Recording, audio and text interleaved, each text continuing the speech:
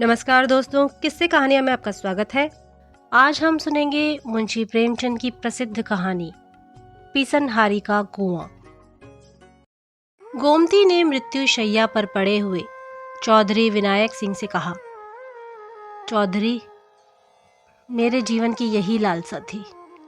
चौधरी ने गंभीर होकर कहा, इसकी कुछ चिंता न करो काकी, तुम्हारी लालसा भगवान पूरी करेंगे।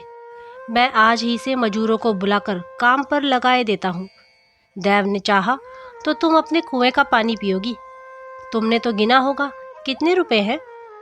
गोमती ने एक क्षण आंखें बंद करके बिखरी हुई स्मृति को एकत्र करके कहा, भैया, मैं क्या जानूं कितने रुपए हैं। जो कुछ है वह इसी हांडी में है। इतना करना कि इतने ही में काम चल जाए। किसके सामने हाथ फैलाते फिरोगे। चौधरी ने बंद हांडी को उठाकर हाथों से तोलते हुए कहा, ऐसा तो करेंगे ही काकी, कौन देने वाला है। एक चुटकी भीख तो किसी के घर से निकलती नहीं। कुआं बनवाने को कौन देता है। धन्य हो तुम कि अपनी उम्र भर की कमाई इस धर्म काज के लिए दे दी। गोमती ने गर्व से कहा, भैया, तुम तो तब बहुत छोटे थे। तुम्हारे काका मरे तो मेरे हाथ में एक कौड़ी भी न थी। दिन भर भूखी पड़ी रहती। जो कुछ उनके पास था वह सब उनकी बीमारी में उठ गया। वह भगवान के बड़े भक्त थे, इसीलिए भगवान ने उन्हें जल्दी से बुला लिया। उस दिन से आज तक तुम देख रहे हो कि किस तरह से दिन काट रही हूँ। मैंने एक एक रात में मन भर अनाज पीसा है बेटा। देखने वाले अचरज मानते थे। ना जाने इतनी ताकत मुझ में कहाँ से आ जाती थी। यही लालसा रही कि उनके नाम का एक छोटा सा कुआं गांव में बन जाए। नाम तो चलना चाहिए, इसीलिए तो आदमी बेटे बेटी को रोता है। इस तरह चौधरी विनायक सिंह को वसीयत करके उसी रात को बुढ़िया गोमती परलोक सिधारी। मरते समय अंतिम शब्द जो उसके मुख से निकले वे यही थे, कुआं बनवाने में देर न करना। उसके पास धन है यह तो लोगों का अनुमान था, लेकिन 2000 हैं इसका किसी को अनुमान न था। बुढ़िया अपने धन को ऐप की तरह छिपाती थी। चौधरी गांव का मुखिया और नियत का साफ आदमी था, इसलिए बुढ़िया ने उसे यह अंतिम आदेश किया था। चौधरी ने गोमती के क्रियाक्रम में बहुत रुपए खर्च न किए। जो ही इन संस्कारों से छुट्टी मिली वह अपने बेटे हरनाथ सिंह को बुलाकर ईंट चूना पत्थर का तखमीना करने लगे। हरनाथ अनाज का व्यापार करता था। कुछ देर तक वह बैठा सुनता रहा, फिर बोला, अभी 2-4 महीने कुआं ना बने तो कोई बड़ा हर्ज है। चौधरी ने हं करके कहा, हर्ज तो कुछ नहीं, लेकिन देर करने का काम ही क्या है। रुपए उसने दे ही दिए हैं, हमें तो सेंत में यश मिलेगा। गोमती ने मरते मरते जल्द कुआं बनवाने को कहा था। हरनाथ बोला, हाँ कहा तो था, लेकिन आजकल बाजार अच्छा है। 2-3 हजार का अनाज भर लिया जाए तो अगहन पूस तक सवाया हो जाएगा। मैं आपको कुछ सूद दे दूंगा। चौधरी का मन शंका और भय के दुविधा में पड़ गया। 2000 के कहीं 2500 हो गए तो क्या कहना। जगमोहन में कुछ बेल बूटे बनवा दूंगा, लेकिन भय था कि कहीं घाटा हो गया तो। इस शंका को वह छिपा न सके और बोले, जो कहीं घाटा हो गया तो। हरनाथ ने तड़प कर कहा, घाटा क्या हो जाएगा, कोई बात है। मान लो घाटा हो गया तो। हरनाथ ने उत्तेजित होकर कहा, कहो कि तुम रुपए नहीं देना चाहते, बड़े धर्मात्मा बने हो। अन्य वृद्धजनों की भांति चौधरी भी बेटे से दबते थे। कातर स्वर में बोले, मैं यह कब कहता हूं कि रुपए ना दूंगा, लेकिन पराया धन है, सोच समझ कर ही तो उसमें हाथ लगाना चाहिए। वनिज व्यापार का हाल कौन जानता है, कहीं भाव और गिर जाए तो। अनाज में घुन ही लग जाए, कोई मुद्दई घर में आग ही लगा दे। सब बातें सोच लो अच्छी तरह। हरनाथ ने व्यंग से कहा, इस तरह सोचना है तो यह क्यों नहीं सोचते कि कोई चोर ही उठा ले जाए या बनी बनाई दीवार बैठ जाए। ये बातें भी तो होती ही हैं। चौधरी के पास अब और कोई दलील न थी। कमजोर सिपाही ने ताल तो ठोकी, अखाड़े में उतर पड़ा, पर तलवार की चमक देखते ही हाथ पांव फूल गए। बगले झांक कर चौधरी ने कहा, तो कितना लोगे। हरनाथ कुशल योद्धा की भांति शत्रु को पीछे हटता देखकर बफर कर बोला, सबका सब दे दीजिए, 150 रुपए लेकर क्या खिलवाड़ करना है। चौधरी राजी हो गए। गोमती को उन्हें रुपए देते किसी ने न देखा था, लोक निंदा की संभावना भी न थी। हरनाथ ने अनाज भरा, अनाजों के बोरों का ढेर लग गया। आराम की मीठी नींद सोने वाले चौधरी अब सारी रात बोरों की रखवाली करते थे। मजाल न थी कि कोई चूहिया बोरों में घुस जाए। चौधरी इस तरह झपटते थे कि बिल्ली भी हार मान लेती। इस तरह 6 महीने बीत गए। पौष में अनाज बिका, पूरे 500 का लाभ हुआ। हरनाथ ने कहा, इसमें से 50 रुपए आप ले लें। चौधरी ने झल्लाकर कहा, 50 रुपए क्या खैरात ले लूं? किसी महाजन से इतने रुपए लिए होते तो कम से कम 150 रुपए सूद के होते। मुझे तुम 2-4 रुपए कम दे दो, और क्या करोगे? हरनाथ ने ज्यादा बतबड़ाव ना किया, 150 रुपए चौधरी को दे दिया। चौधरी की आत्मा इतनी प्रसन्न कभी न हुई थी। रात को वह अपनी कोठरी में सोने गया तो उसे ऐसा प्रतीत हुआ कि बुढ़िया गोमती खड़ी मुस्कुरा रही है। चौधरी का कलेजा धक धक करने लगा। वह नींद में न था, कोई नशा न खाया था। गोमती सामने खड़ी मुस्कुरा रही थी। हाँ, उस मुरझाए हुए मुख पर एक विचित्र स्फूर्ति थी। कई साल बीत गए। चौधरी बराबर इसी फिक्र में रहते थे कि हरनाथ से रुपए निकाल लूं, लेकिन हरनाथ हमेशा ही हीले हवाले करता रहता था। वह साल में थोड़ा सा ब्याज दे देता, पर मूल के लिए 1000 बातें बनाता था। कभी लेने का रोना था, कभी चुकते का। हाँ, कारोबार बढ़ता जाता था। आखिर एक दिन चौधरी ने उससे साफ साफ कह दिया कि तुम्हारा काम चले या डूबे, मुझे परवाह नहीं। इस महीने में तुम्हें अवश्य रुपए चुकाने होंगे। हरनाथ ने बहुत उड़न घाइयां बताई, पर चौधरी अपने इरादे पर जमे रहे।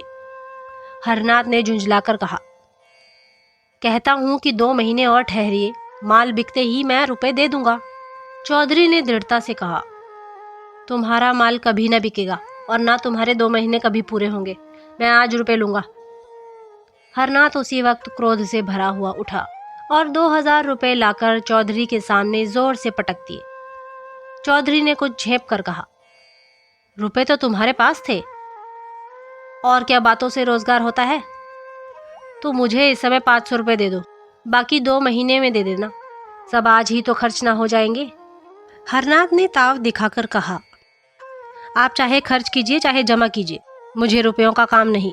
दुनिया में क्या महाजन मर गए हैं जो आपकी धौंस सहूं?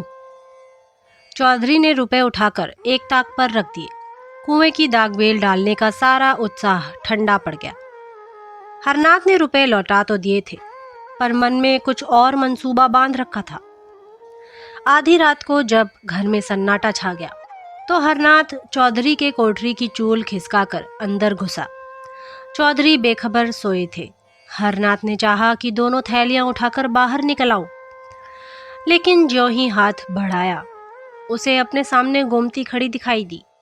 वह दोनों थैलियों को दोनों हाथों से पकड़े हुए थी। हरनाथ भयभीत होकर पीछे हट गया। फिर यह सोचकर कि शायद मुझे धोखा हो रहा हो, उसने फिर हाथ बढ़ाया, पर अब की वह मूर्ति इतनी भयंकर हो गई कि हरनाथ एक क्षण भी वहां खड़ा न रह सका। भागा, पर बरामदे ही में अचेत होकर गिर पड़ा। हरनाथ ने चारों तरफ से अपने रुपए वसूल करके व्यापारियों को देने के लिए जमा कर रखे थे। चौधरी ने आंखें दिखाई तो वही रुपए लाकर पटक दिया। दिल में उसी वक्त सोच लिया था कि रात को रुपए उड़ा लाऊंगा, झूठ मूठ चोर का गुल मचा दूंगा तो मेरी ओर संदेह भी ना होगा। पर जब यह पेशबंदी ठीक ना उतरी तो उस पर व्यापारियों के तगादे होने लगे। वादों पर लोगों को कहाँ तक टालता, जितने बहाने हो सकते थे सब किए। आखिर वह नौबत आ गई कि लोग नालिश करने की धमकियां देने लगे। एक ने तो 300 रुपए की नालिश कर भी दी। बेचारे चौधरी बड़ी मुश्किल में फंसे। दुकान पर हरनाथ बैठता था। चौधरी का उससे कोई वास्ता न था, पर उसकी जो साख थी वह चौधरी के कारण लोग चौधरी को खरा और लेन देन का साफ आदमी समझते थे। अब भी यद्यपि कोई उनसे तकाजा न करता था, पर वह सबसे मुंह छिपाते फिरते थे। लेकिन उन्होंने यह निश्चय कर लिया था कि कुएं के रुपए न छूऊंगा, चाहे कुछ आ पड़े। रात को एक व्यापारी के मुसलमान चपरासी ने चौधरी के द्वार पर आकर हजारों गालियां सुनाई। चौधरी को बार बार क्रोध आता था कि चलकर मूछें उखाड़ लूं, पर मन को समझाया, हमसे मतलब ही क्या है, बेटे का कर्ज चुकाना बाप का धर्म नहीं है। जब भोजन करने गए तो पत्नी ने कहा, यह सब क्या उपद्रव मचा रखा है। चौधरी ने कठोर स्वर में कहा, मैंने मचा रखा है? और किसने मचा रखा है? बच्चा कसम खाते हैं कि मेरे पास केवल थोड़ा सा माल है, रुपए तो सब तुमने मांग लिए। चौधरी बोले, मांग न लेता तो क्या करता, हलवाई की दुकान पर दादा का फातिहा पढ़ना मुझे पसंद नहीं।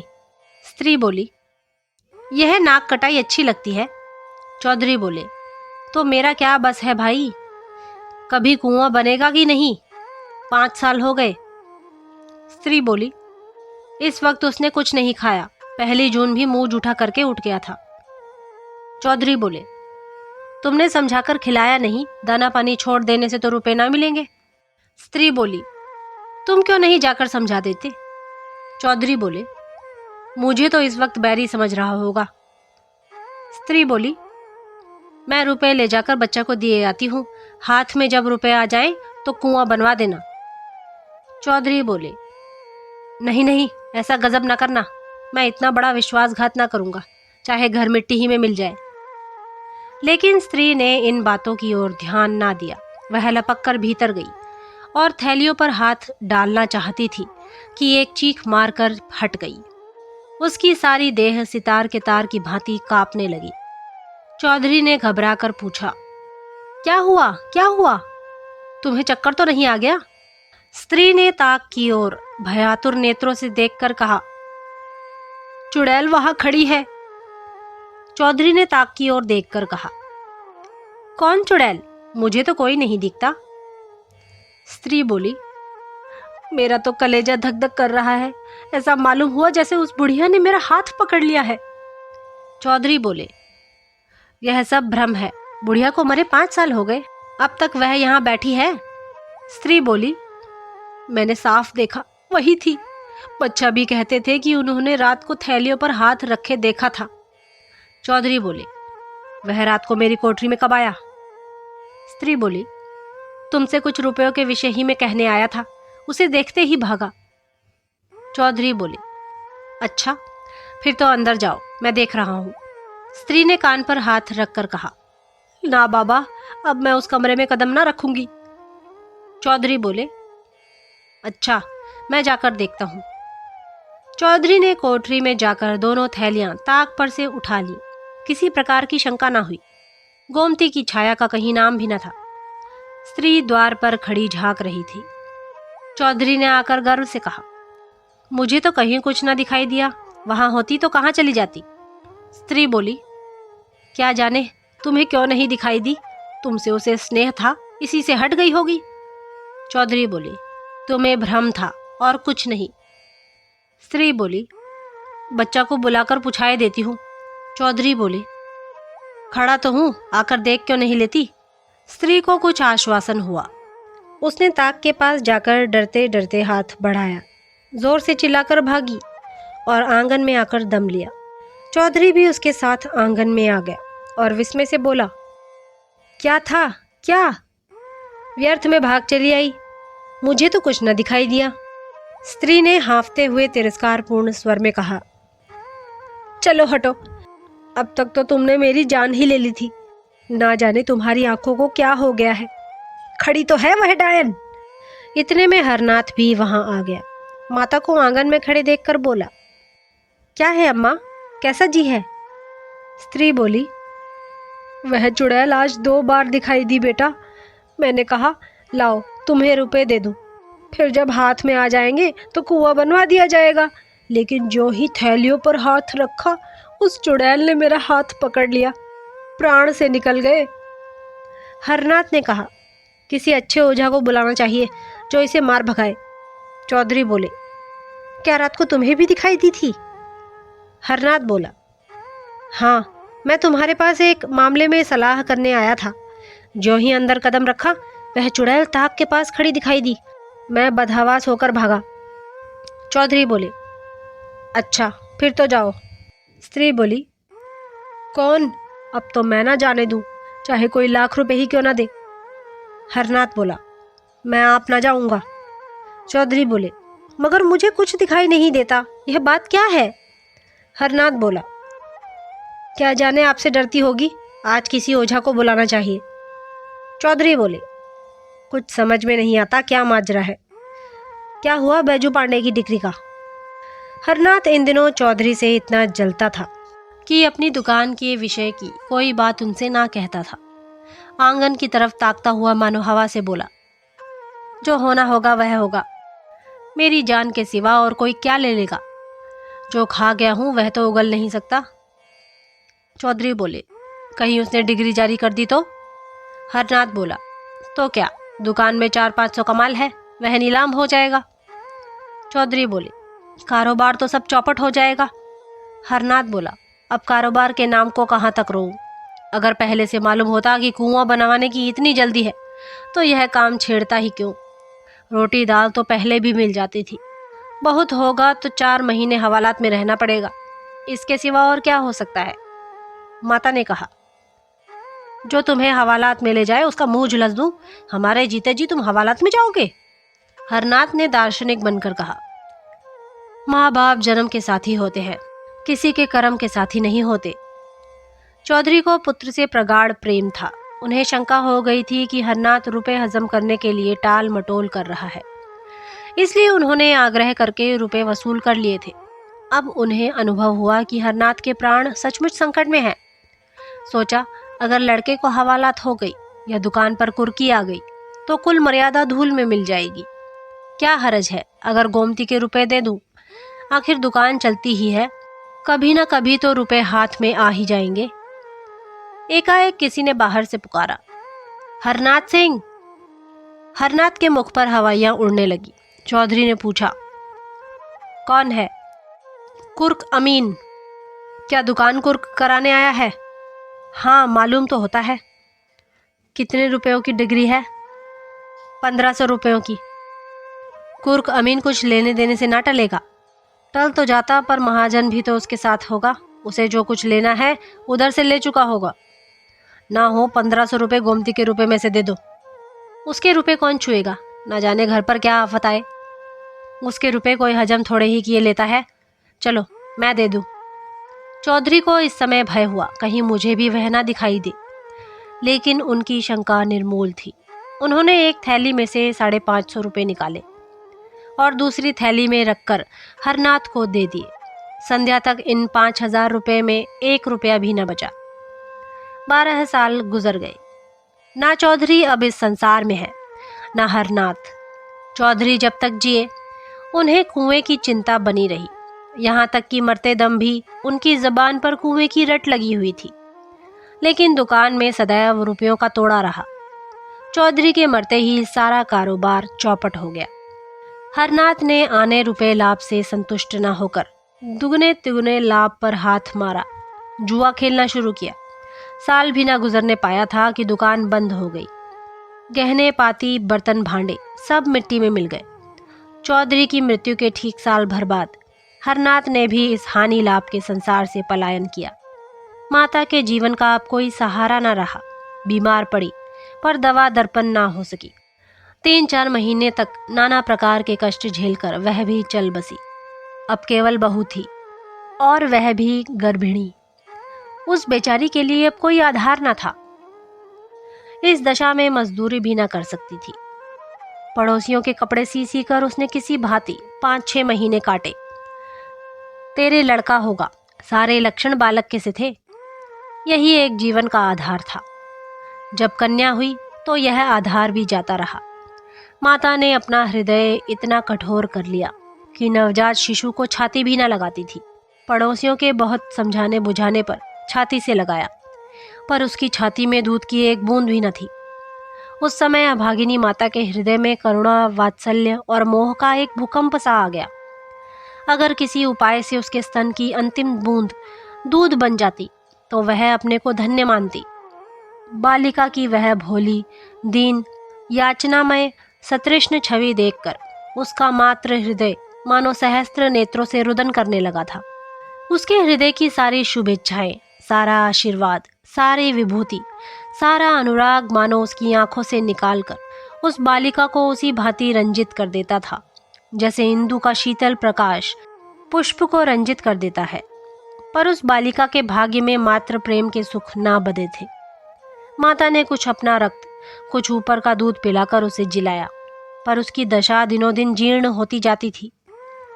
एक दिन लोगों ने जाकर देखा तो वह भूमि पर पड़ी हुई थी और बालिका उसकी छाती से चिपटी उसके स्तनों को चूस रही थी। शोक और दरिद्रता से आहत शरीर में रक्त कहाँ जिससे दूध बनता। वही बालिका पड़ोसियों की दया भिक्षा से पल पल कर एक दिन घास खोदती हुई उस स्थान पर जा पहुंची जहां बुढ़िया गोमती का घर था। छप्पर कब के पंचभूतों में मिल चुके थे, केवल जहां तहां दीवारों के चिन्ह बाकी थे। कहीं कहीं आधी आधी दीवारें खड़ी थीं। बालिका ने ना जाने क्या सोचकर खुरपी से गड्ढा खोदना शुरू किया। दोपहर से सांझ तक वह गड्ढा खोदती रही। ना खाने की सुध थी, ना पीने की, ना कोई शंका थी, ना भय। अंधेरा हो गया पर वह ज्यों की त्यों बैठी गड्ढा खोद रही थी। उस समय किसान लोग भूल कर भी उधर से ना निकलते थे, पर बालिका निशंक बैठी भूमि से मिट्टी निकाल रही थी। जब अंधेरा हो गया तो वह चली गई। दूसरे दिन वह बड़े सवेरे उठी और इतनी घास खोदी जितनी वह कभी दिन भर में ना खोदती थी। दोपहर के बाद वह अपनी खांची और खुरपी लिए फिर उसी स्थान पर पहुंची, पर वह आज अकेली न थी। उसके साथ 2 बालक और भी थे। तीनों वहां सांझ तक कुआं कुआं खोदते रहे। बालिका गड्ढे के अंदर खोदती थी और दोनों बालक मिट्टी निकाल निकाल कर फेंकते थे। तीसरे दिन 2 लड़के और भी उस खेल में मिल गए। शाम तक खेल होता रहा। आज गड्ढा 2 हाथ गहरा हो गया था। गांव के बालक बालिकाओं में इस विलक्षण खेल ने अभूतपूर्व उत्साह भर दिया था। चौथे दिन और भी कई बालक आ मिले। सलाह हुई, कौन अंदर जाए, कौन मिट्टी उठाए, कौन झौवा खींचे। गड्ढा अब 4 हाथ गहरा हो गया था, पर अभी तक बालकों के सिवा और किसी को उसकी खबर न थी। एक दिन रात को एक किसान अपनी खोई हुई भैंस ढूंढता हुआ उस खंडहर में जा निकला। अंदर मिट्टी का ऊंचा ढेर, एक बड़ा सा गड्ढा और एक टिमटिमाता हुआ दीपक देखा तो डरकर भागा। औरों ने भी आकर देखा। कई आदमी थे, कोई शंका न थी। समीप जाकर देखा तो बालिका बैठी थी। एक आदमी ने पूछा, अरे क्या तूने यह गड्ढा खोदा है? बालिका बोली, हाँ। गड्ढा खोद कर क्या करेगी? यहाँ कुआं बनाऊंगी। कुआं कैसे बनाएगी? जैसे इतना खोदा है वैसे ही इतना और खोद लूंगी। गांव के सब लड़के खेलने आते हैं। मालूम होता है तू अपनी जान देगी और अपने साथ और लड़कों को भी मारेगी। खबरदार जो कल से गड्ढा खोदा। दूसरे दिन और लड़के ना आए। बालिका भी दिन भर मजूरी करती रही, लेकिन संध्या समय वहां फिर दीपक जला और फिर वह खुरपी हाथ में लिए वहां बैठी दिखाई दी। गांव वालों ने उसे मारा पीटा, कोठरी में बंद किया, पर वह अवकाश पाते ही वहां जा पहुंचती। गांव के लोग प्राय श्रद्धालु होते ही हैं। बालिका के इस अलौकिक अनुराग ने आखिर उनमें भी अनुराग उत्पन्न किया। कुआं खुदने लगा। इधर कुआं खुद रहा था, उधर बालिका मिट्टी से ईंटें बनाती थी। इस खेल में सारे गांव के लड़के शरीक होते थे। उजाली रातों में जब सब लोग सो जाते तब भी वह ईंटें थापती दिखाई देती। ना जाने इतनी लगन उसमें कहां से आ गई थी। 7 वर्ष की उम्र कोई उम्र होती है, लेकिन 7 वर्ष की वह लड़की बुद्धि और बातचीत में अपनी तिगुनी उम्र वालों के कान काटती थी। आखिर एक दिन वह भी आया कि कुआं बंधा गया और उसकी पक्की जगत तैयार हो गई। उस दिन बालिका उसी जगत पर सोई। आज उसके हर्ष की सीमा न थी। गाती थी, चहकती थी। प्रातःकाल उस जगत पर केवल उसकी लाश मिली। उस दिन से लोगों ने कहना शुरू किया, यह वही बुढ़िया गोमती थी। इस कुएं का नाम पिसनहारी का कुआं पड़ा। तो दोस्तों, यह थी मुंशी प्रेमचंद की प्रसिद्ध कहानी पिसनहारी का कुआं। अगली बार फिर एक नई कहानी के साथ आपसे मुलाकात होगी। तब तक के लिए नमस्कार।